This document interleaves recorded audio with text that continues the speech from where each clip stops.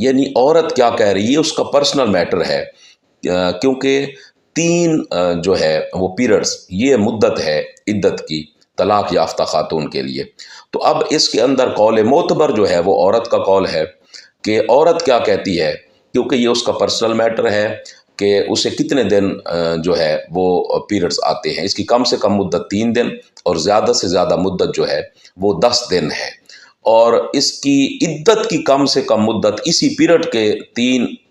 کم سے کم اور زیادہ سے زیادہ 10 ایام کے دنوں کے اعتبار سے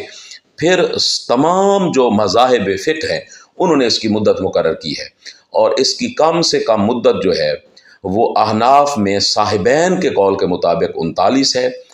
دن ہے، اور یہ سپریم کورٹ کی شرعی بینچ جو ہے انہوں نے بھی اسی کے مطابق اس کو شامل کیا ہے ہمارے قانون کے اندر،